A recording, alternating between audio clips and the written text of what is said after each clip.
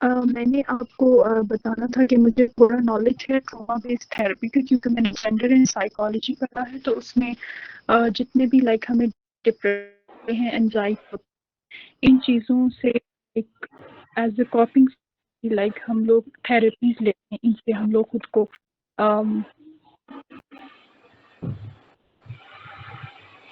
Hello जी जी, देखो trauma based am I therapy is audible ma'am? Something different. Trauma based therapy is something different, but trauma buster therapy या trauma buster technique it is quite different. ठीक है, इन दोनों में फर्क है। So today we will be discussing about trauma buster technique और therapy. ये एक अलग चीज है। ट्रॉमा बेस्ड थेरेपी जो है सीबीटी भी है ट्रॉमा बेस्ड। ठीक है, ट्रॉमा फोकस सीबीटी अलग है। इसी तरह से और बहुत सारी थेरेपीज हैं जो कि ट्रॉमा के साथ डील करने में हमें हेल्प करती है। EMDR is one of them, eye movement desensitization. ठीक है, so there are a lot of therapies. तो आज जिसके ऊपर हम बात करें that is trauma buster technique. It is quite different, और ये जो है ये एनएलपी की एक सब डोमेन है कह लो कि, या एनएलपी की एक फर्दर जो है वो टेक्निक है। I am sharing with you Haseeb. ठीक है, आप प्लीज काइंडली जो है ना वो इन स्टूडेंट्स के साथ ये शेयर कर दें किसी तरीके से। ठीक है, श्योर मैम, मैं ग्रुप में शेयर कर देता हूँ। Thank you so much.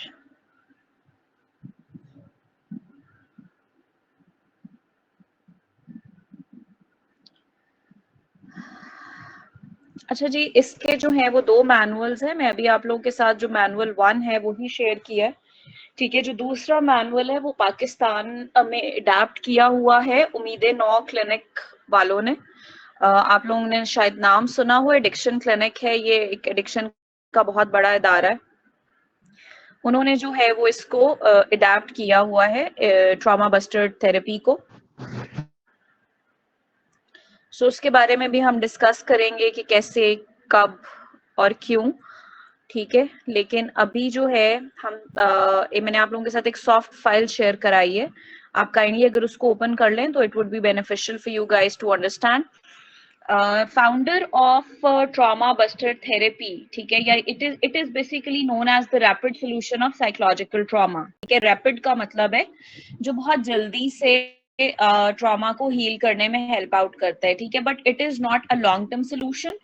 Long term solution इसलिए नहीं हो सकता कि देखो वक्ती तौर पर आप रिलैक्स फील करोगे। जैसे फॉर सपोज आप किसी क्लाइंट को ये कह देते हो कि आपने डीप ब्रीदिंग करनी है, या आपने रिलैक्सेशन एक्सरसाइज करनी है, या आपने पीएमआर करनी है, वो उसको वक्ती तौर पर तो बहुत ज्यादा रिलैक्स कर देगा, लेकिन इन अ लॉन्गर टाइम पीरियड अगर आप देखोगे तो वो चीज उसके लिए लाइफ टाइम उसकी एंजाइटी को कम नहीं कर सकती, या खत्म नहीं कर सकती, या बेहतर नहीं कर सकती। ठीक है, तो कुछ हमारे पास थेरेपीज या कुछ टेक्निक्स ऐसी होती हैं जो कि हम कह लो कि एक रैपिड सोल्यूशन होता है, जो कि for the time being it's kind of a first aid. ठीक है, तो जो साइकोलॉजिकल फर्स्ट एड के अंदर आप इस टेक्निक को काउंट कर सकते हो। जैसे for suppose deep breathing, it is also a first aid technique.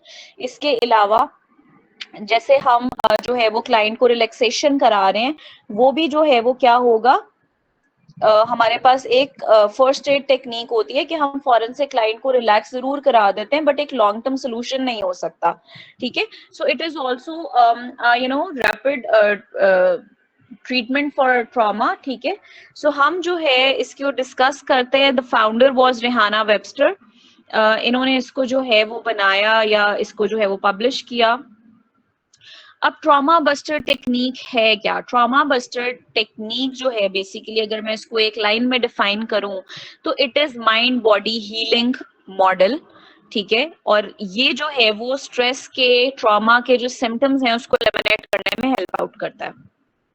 ठीक है जी, बेसिकली दो तरह की टेक्निक्स हैं जो इसके अंदर हम देखेंगे। एक है ईएफटी, इमोशन फ्रीडम टेक्निक, जिसके अंदर हमारी बॉडी के कुछ ऐसे स्पेसिफिक पॉइंट्स हैं। आपने कभी नाम सुना होगा ऑक्यूप्रेशर का। एक होता था पुराने जमाने में ऑक्यूपंक्चर टेक्निक, जिसके अंदर कुछ नीडल्स से ट्रीटमेंट किया जाता था। कुछ स्पेसिफिक पॉइंट्स के ऊपर जो है वो नीडलिंग की जाती थी, और उससे जो है वो प्रॉपर जो है वो डिफरेंट लाइक आर्थराइटिस की पेन है, डिफरेंट किस्म की जो पेन है उसका सोल्यूशन निकाला जाता था। तो उसकी एक बहुत जो है वो न्यू टेक्निक इंट्रोड्यूस कराई गई जिसको कहा जाता था ऑक्यूप्रेशर। ऑक्यूप्रेशर मतलब हमारी बॉडी के कुछ ऐसे पॉइंट्स हैं जिनके ऊपर अगर हम प्रेशर डालें तो क्या करेंगे वो कि वो हमें जो है वो रिलैक्सेशन की तरफ लेकर जाएंगे, या डिफरेंट और किस्म के उनके जो है वो फवायद होते हैं। लाइक स्टमक का इशू है किसी को, तो स्टमक के इशू के लिए कुछ स्पेसिफिक पॉइंट्स हैं, किसी को कोई आईसाइट वीक है उसके लिए कुछ स्पेसिफिक पॉइंट्स हैं। तो ऑक्यूप्रेशर में हम उन पॉइंट्स को जो है वो प्रेशर देते हैं ताकि वो जो स्पेसिफिक प्रॉब्लम है उसको सॉर्ट आउट किया जा सके।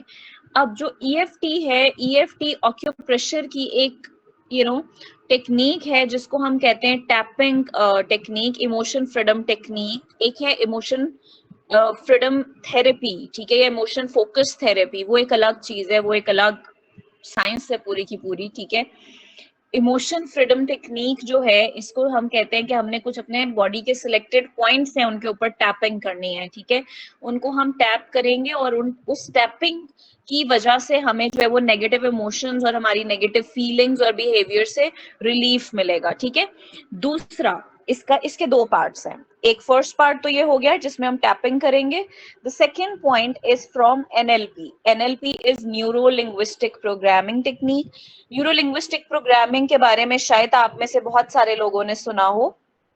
So, what is neuro-linguistic programming? Neuro-linguistic programming is all about the words and how the words change your mindset, किस तरीके से अल्फाज जो हैं वो आपका एक माइंड शिफ्ट कर देते हैं, ठीक है। तो जब हम बात करेंगे ऑब्वियसली ईएफटी की, तो ईएफटी के अंदर हम एनएलपी की भी एक टेक्निक यूज करेंगे जिसमें हम क्या कर रहे हैं कि क्लाइंट को डिफरेंट किस्म की स्टोरी सुनाने को कह रहे हैं। जो उसका ट्रॉमेटिक इवेंट है हम उसको कह रहे हैं कि वो उसने स्टोरी की फॉर्म में हमें सुनाना है और साथ साथ उसने टैपिंग करते जानी है, ठीक है। So it is basically energy psychology and mind body technique, ठीक है जी। तो इसमें दो तरह की जो है वो काम हम करेंगे, ठीक है जी। बेसिकली होता क्या है, ट्रॉमा की वजह से स्ट्रेस होता है, स्ट्रेस की वजह से आपको पता है कि आपका कॉर्टिसोल लेवल हाई हो जाता है। तो जो कॉर्टिसोल लेवल है उसको लोअर डाउन करने के लिए टैपिंग कराई जाती है ताकि जो पर्सन है जो कि स्ट्रेसफुल स्टेट में है या एंग्शियस स्टेट में है वो रिलैक्स फील कर सके, ठीक है। तो बेसिकली हम कर क्या रहे हैं कि हम कॉर्टिसोल लेवल को लोअर डाउन करा रहे हैं ताकि क्लाइंट जो है उसकी एंजाइटी मैनेज हो सके। यहां तक किसी का कोई question?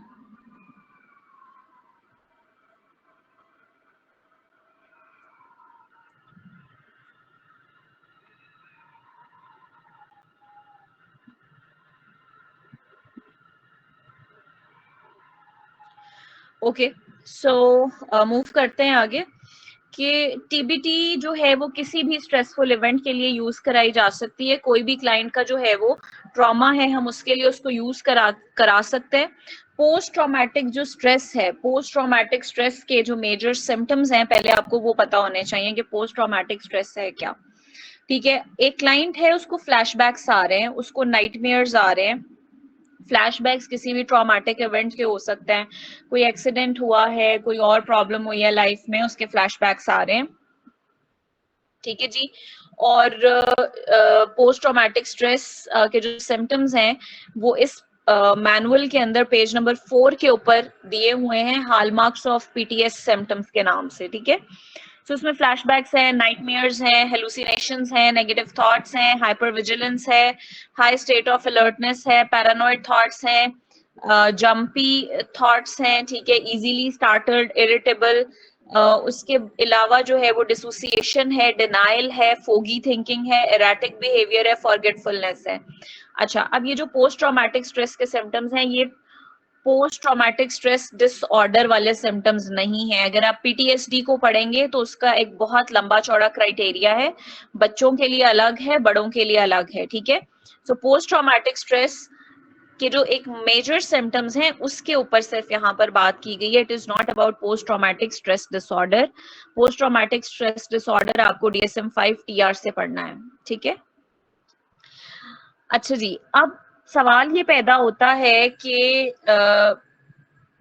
How and why trauma buster therapy work, किस तरह से ये काम करती है और इसके क्या इफेक्ट्स हैं, ठीक है। तो अगर हम बात करें ट्रॉमा बस्टर थेरेपी की, तो ट्रॉमा बस्टर ट्रीटमेंट जो है ये ट्रॉमा बस्टर थेरेपी के जो फाउंडर्स हैं वो ये क्लेम करते हैं कि it is lasting and it gives lasting and permanent results, ठीक है। It is quite like kind of EMDR, ठीक है। वो भी यही कहते हैं कि जी EMDR ट्रॉमा के लिए लास्टिंग और परमानेंट रिजल्ट्स देती है, but it is not always the case, हमेशा ऐसा नहीं होता, ठीक है।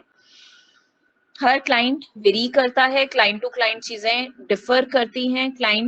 कुछ क्लाइंट्स होते हैं जिनके लिए TBT हेल्पफुल रह सकती है अगर वो बहुत ओवर थिंकिंग नहीं कर रहे, ठीक है।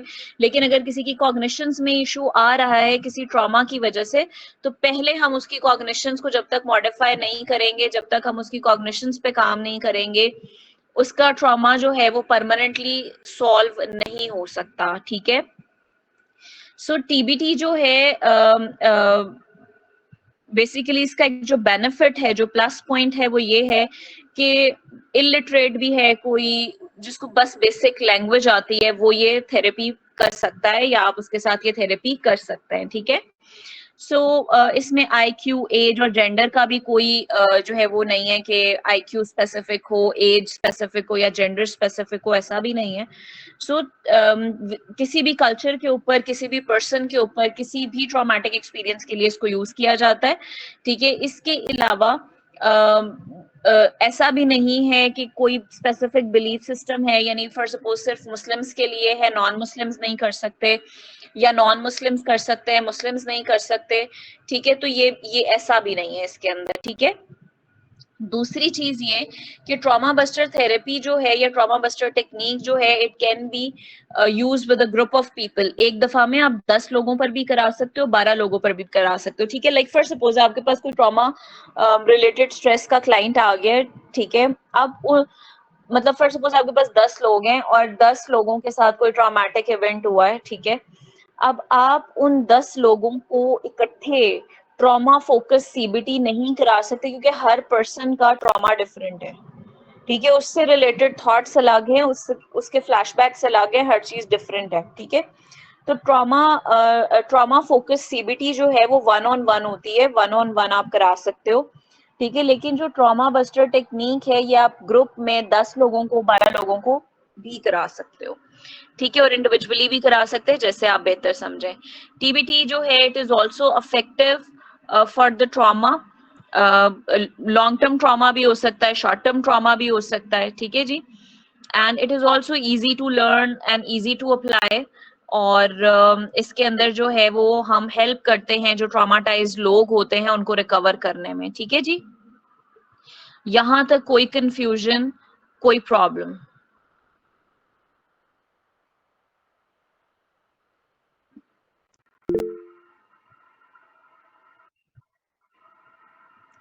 There is a question from Ansa.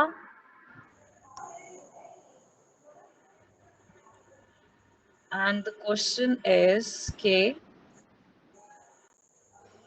if it's rapid and temporary, wouldn't it cause problem in longer time because the client would think he is healed, but it would be temporary? देखो, ऐसा नहीं है। You being a therapist have to decide कि मैंने इस client के साथ आगे काम करना है या नहीं करना, ठीक है। अगर आप उसको बीच में छोड़ देंगे तो प्रॉब्लम होगी। लाइक फॉर सपोज मैंने अगर किसी क्लाइंट को, कोई क्लाइंट आया और वो इतना ज्यादा ट्रॉमाटाइज्ड है कि वो बात नहीं कर पा रहा, वो बात करना शुरू करता है और रोना शुरू कर देता है, तो मैं पहले कोशिश करूंगी कि मैं उसको TBT कराऊं, ठीक है। TBT कराने के बाद जब मैं उसको 1-2 सेशंस में थोड़ा सा वो रिलैक्स हो जाएगा और मैं उसको होमवर्क असाइनमेंट्स भी दूंगी TBT से रेलेवेंट, और वो घर जाके भी उनको करेगा, तो करने के बाद जो है वो क्या होगा कि ऑब्वियसली उस टाइम के ऊपर हम क्या करेंगे क्लाइंट को कि जब ये वाली चीज उसके अंदर से निकल जाएगी तो देन हम उससे कहेंगे कि okay let's talk about it, इसके बारे में बात करो, ठीक है। और इस चीज को जो है वो आप पेपर पेंसिल से जो है वो लिख के दे सकते हो, जबानी दे सकते हो, जैसे आपको बेहतर लगे। Getting my point? Answer, am I clear? Okay. So the next question is from Mariam. Mariam का question ये है कि what is the basic difference between trauma buster technique and trauma buster CBT? बेटा trauma buster CBT नहीं है कोई भी लफ्ज, trauma focused CBT है, ठीक है, trauma focused CBT बेसिकली उसका अपना प्रोटोकॉल है। जैसे आपको पता है सीबीटी का जो प्रोटोकॉल है वो हर एक डिसऑर्डर के लिए डिफरेंट है। सीबीटी फॉर एंजाइटी का प्रोटोकॉल अलग है, सीबीटी फॉर डिप्रेशन का प्रोटोकॉल अलग है, सीबीटी फॉर पैनिक का प्रोटोकॉल अलग है, सीबीटी फॉर हर एक डिसऑर्डर का प्रोटोकॉल अलग है। तो CBT for trauma related disorders बिल्कुल डिफरेंट प्रोटोकॉल है, ठीक है, जिसके अंदर हम क्लाइंट की कॉग्निशंस के ऊपर काम करते हैं। लेकिन समटाइम्स ऐसा होता है कि जब क्लाइंट आपके पास आता है ट्रॉमा के साथ तो वो इतनी इमोशनल स्टेट में होता है कि वो बात भी नहीं कर पा रहा होता, ठीक है। तो फॉर दैट पर्पस हम पहले ट्रॉमा बस्टर टेक्निक यूज करके उसकी वो जो एक सेंस ऑफ स्ट्रेस है या जो उसके अंदर एक बहुत ज्यादा सैडनेस है और वो रोना शुरू कर देता है, उस चीज को कम करवा सकते हैं। ठीक है जी मरियम, एम आई क्लियर?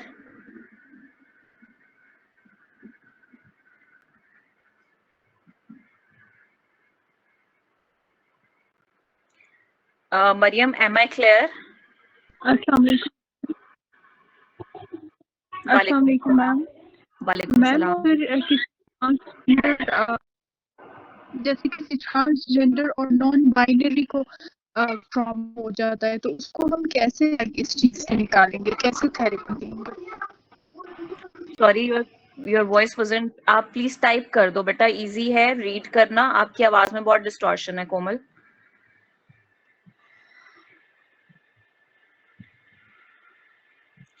अच्छा जी, उसके अलावा एक क्वेश्चन जो है वो if someone is transgender or non-binary, so हम फिर क्या स्ट्रेटेजी या अप्रोच अप्लाई करेंगे उन पर? देखिए, जब हमने एक बात कह दी कि trauma buster therapy is free of gender biasness, ठीक है, तो इस सवाल का लॉजिक ही नहीं है कि आप जो है वो अगर ट्रांसजेंडर हैं तो उन पे भी इजीली अप्लाई कर सकते हो, कोई प्रॉब्लम ही नहीं है, ठीक है। क्योंकि टैपिंग आपने नहीं करनी है, आपने क्लाइंट को टैप नहीं करना, क्लाइंट ने खुद टैप करना है। You are not going to touch the client, ठीक है, आप क्लाइंट को टच नहीं कर सकते, ठीक है। And this therapy is gender free इसीलिए है कि आप फीमेल थेरेपिस्ट होके भी मेल क्लाइंट को करवा सकते हो, क्योंकि आपने क्लाइंट को टच नहीं करना, क्लाइंट ने खुद ही जो है वो अपने आप को टच करना है। क्लियर?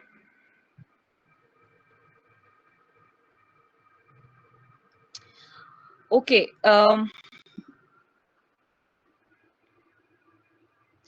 देखो अगर डिफरेंट ट्रॉमा है 10 लोगों का और आप ग्रुप में टीबीटी करा रहे हो, तो अभी जब आप टीबीटी पढ़ोगे तो मेरा ख्याल है आपको ये सवाल ज्यादा अच्छे से क्लियर हो जाएगा कि टीबीटी कैसे इफेक्टिव होगी। टीबीटी इस तरह से इफेक्टिव होगी सिचुएशन के अंदर कि हमने ट्रॉमा पूछना ही नहीं है ना किसी क्लाइंट का, ठीक है। हम जब ग्रुप में करा रहे हैं तो हम क्लाइंट से कहेंगे कि आप उस चीज को अपने माइंड में रिकॉल करो, द ट्रॉमेटिक इवेंट, जो भी आपके साथ हुआ, जो चीज आपके लिए ट्रॉमेटिक है, आप उस चीज को अपने माइंड में रिकॉल करते जाओ in a form of a story, कि जैसे वो चल रही है, एक रील चल रही है स्टोरी की फॉर्म में, ठीक है। तो वो आपको उससे वर्बलाइज कराने की जरूरत ही नहीं पड़ेगी। क्लियर?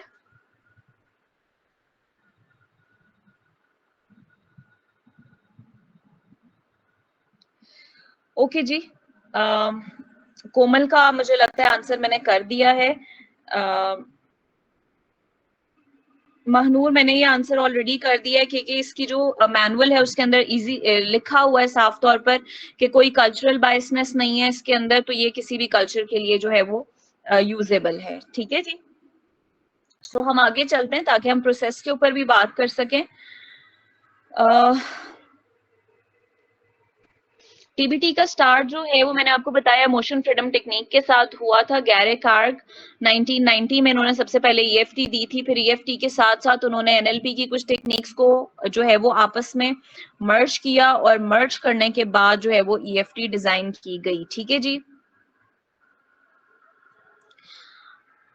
आप लोग प्लीज एक काम कीजिएगा कि आप लोग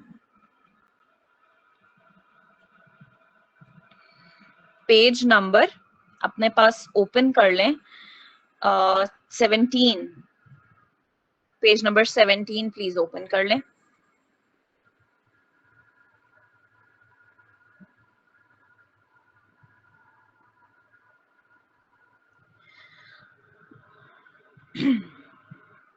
आई होप कि आप लोगों ने अपने पास पेज नंबर 17 ओपन कर लिया होगा। आपको यहाँ पर कुछ प्रेशर पॉइंट्स नजर आ रहे हैं, ठीक है। ये जो प्रेशर पॉइंट्स हैं, जैसे for suppose centre of your head, आपके सर का जो दरमियान का हिस्सा है जहां पर यूजुअली हम लोग अपनी जो है वो मांग निकालते हैं, वो वाला जो पार्ट है, वहां पर आपने जो है वो 3 दफा टैप करना है विद योर 4 फिंगर्स। आपकी जो 4 फिंगर्स हैं उनकी जो टिप्स हैं, अगर किसी के नेल्स लंबे हैं तो प्लीज टैप मत कीजिएगा, आपके सर में जो है वो प्रॉब्लम हो सकती है, या ध्यान से कीजिएगा कि आपको चोट ना लगे किसी किस्म की। जो आपका जो सेंटर ऑफ द हेड है वहां पर हमने टैप करना है अपनी टिप्स से, फिंगर की टिप से, ठीक है। उसके बाद जो आपकी आईब्रोज हैं उनके ऊपर, ठीक है, अबव योर नोज उस साइड पर, और फिर आपने साइड पे अपनी आईज की साइड पे टैप करना है, एंड देन अंडर योर आई, ठीक है जी। उसी तरीके से 3 टैप्स करने हैं आपने under your nose and then on your chin, ठीक है, यानी अपने अंडर लिप्स पर आपने टैप करना है, ठीक है। एंड देन आपकी कॉलर बोन, और फिर आपका जो है वो अंडर आर्म, ठीक है। अब कोशिश क्या करनी है, कोशिश ये करनी है कि अगर आप लेफ्ट साइड पर टैप कर रहे हैं, ठीक है, तो आपने सारी लेफ्ट साइड पर ही टैप करना है, और उसके लिए ऑब्वियसली आप अपना राइट हैंड यूज कर रहे होंगे, ठीक है। और अगर आप अपने लेफ्ट हैंड से टैप कर रहे हैं तो आपने थ्रू आउट लेफ्ट हैंड से टैप करना है, और आपने अपनी राइट साइड को फोकस करना है। Getting my point?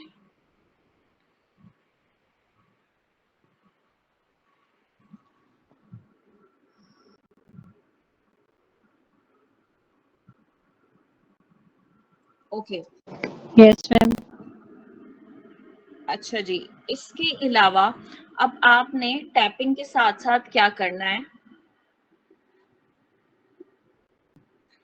अब आप देखें कि बिल्कुल इससे जो नेक्स्ट पेज है, पेज नंबर 18, उस पे स्टेजेस एंड स्टेप लिखे हुए हैं, ठीक है।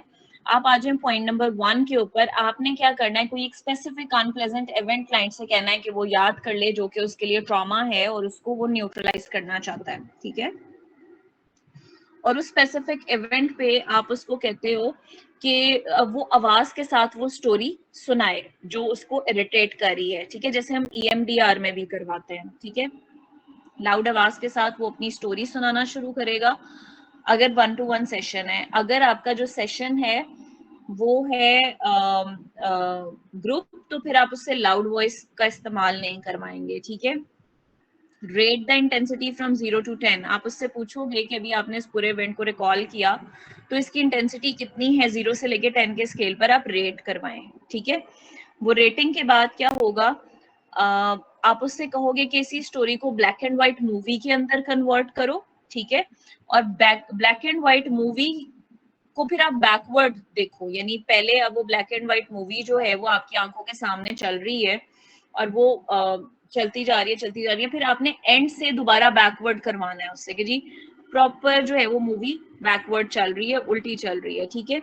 अब आपने उससे कहना है 5th पॉइंट पर कि जी आपने टैपिंग करते करते टैपिंग करते हुए साथ साथ क्या करना है, उस मूवी को किसी कार्टून करेक्टर में चेंज कर देना है, like it could be Mickey mouse, it could be Tom and Jerry, it could be Bugs Bunny, whatever the client likes, ठीक है। जो भी क्लाइंट को कार्टून करेक्टर पसंद है, हम उससे कहते हैं कि उसको आपने मूवी कार्टून मूवी के अंदर टर्न कर देना है, और फिर उसको जो है वो दोबारा वर्बलाइज करना है, ठीक है। उस पूरे को जैसे बिल्कुल टॉम ऐसे कर रहा है, ठीक है, और जेरी जो है वो हर्ट हो रहा है उसकी इस बात से, ठीक है, यानी प्रॉपर उसको कार्टून की करेक्टर्स के नाम के साथ जो है वो क्लाइंट वर्बलाइज करेगा, ठीक है।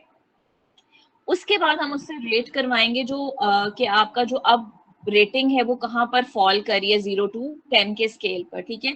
तो ऑब्वियसली जब वो उसको कार्टून करेक्टर के तौर पर देखेगा तो उसके लिए थोड़ा सा फनी हो जाएगा, और उसकी जो रेटिंग है वो ऑटोमेटिकली 3-4 पॉइंट्स नीचे आएगी, ठीक है, और ये आती है, ठीक है जी। देन क्या है, आप उससे कहते हो कि म्यूजिक ऐड कर लो मूवी के अंदर, ठीक है, कोई भी जो भी म्यूजिक आपको पसंद है वो आप ऐड कर लो, ठीक है, और आप उसी तरीके से टैप करते जाओगे, ठीक है। आप ना मूवी के अंदर थोड़ा सा ट्विस्ट लेकर आओ, द 7th पॉइंट इज कि आप मूवी के अंदर कोई ऐसा ट्विस्ट लेकर आओ कि अच्छा अगर ये होता तो क्या होता, ठीक है, और आप उस ट्विस्ट के साथ अब देखो कि क्या कोई चेंज आया है, और आप 0 to 10 के स्केल पर रेट कराओ उससे कि अब बताओ कि जो न्यू मूवी है ये कितनी स्ट्रेसफुल है आपके लिए, ठीक है। और फिर आपने जो है वो करना है कि जी जो फर्स्ट पॉइंट पर आपका जो स्केल की रेटिंग थी वो, और जो मिड में आई और अब जो लास्ट पर है, ठीक है, उसमें क्या डिफरेंस आ रहा है, ठीक। इसी तरीके से जब उसमें ऑब्वियसली डिफरेंस आ रहा होगा पॉइंट्स का, तो क्लाइंट जो है वो चाहेगा कि वो इस चीज को फर्दर जो है वो कंटिन्यू रखिए अपनी लाइफ में, ठीक है जी। यहां तक कोई कंफ्यूजन?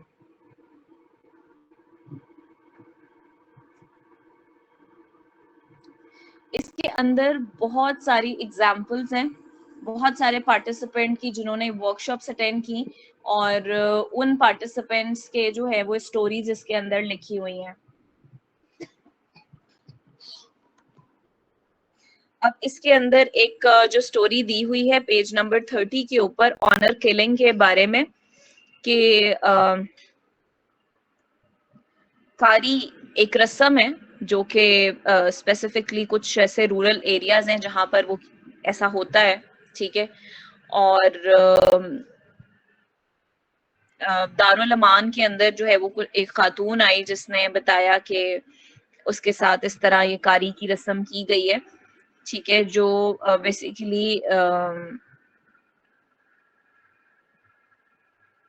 थेरेपिस्ट थे, उन्होंने कहा कि उन्होंने उसके साथ टीबीटी की, ठीक है, ट्रॉमा बस्टर थेरेपी, और जो उसका सुसाइड रेट था वो रिड्यूस हो गया, and that was an achievement, ठीक है। तो उन्होंने डिफरेंट जो क्लाइंट्स हैं जिनको डील किया है टीबीटी के थ्रू, उसके बारे में जो है वो उन्होंने बात की है, उसके बारे में उन्होंने यहाँ लिखा है, ठीक है। एक और इसका मैनुअल है, वो भी मैं आपके साथ शेयर कर दूंगी, और उस मैनुअल के अंदर can anyone please tell me how much time is left with us?